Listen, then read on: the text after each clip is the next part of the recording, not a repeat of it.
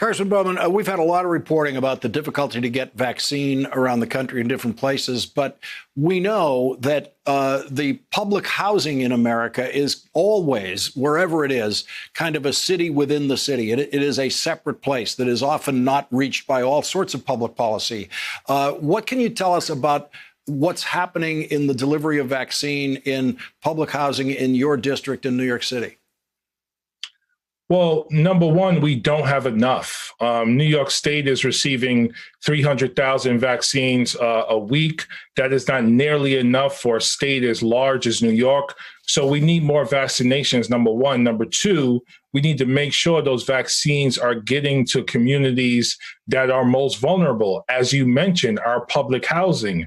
To quote the great poet Nasir Jones, public housing is like being stuck in the ghetto without exits. And we have environmental injustice taking place there, people living too closely together because of the neglect. We have rodents and roach infestation. So people are really suffering. So we really should be targeting public housing as the center of vaccine distribution. But we need more vaccines. The Trump administration failed in that regard. And I'm hoping and prayerful that the Biden administration will do a lot more to increase vaccines across the country.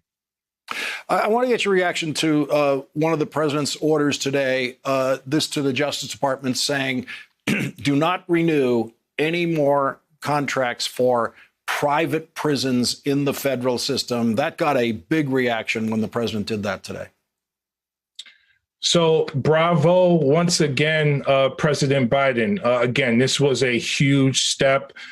No one should be profiting off of the pain and abuse that's taken place in our criminal justice system.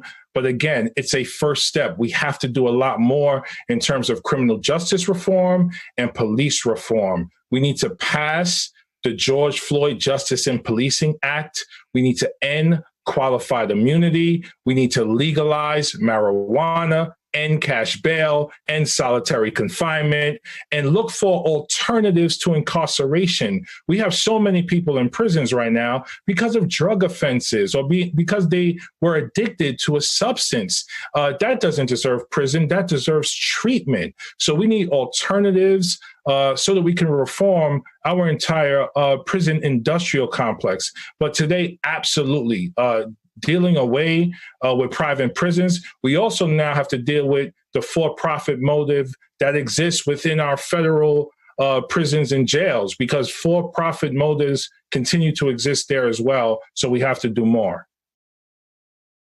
Hey, thanks for watching our YouTube channel. You should know that you can follow today's top stories and breaking news and catch up on your favorite MSNBC shows all in one place. Download the NBC News app today.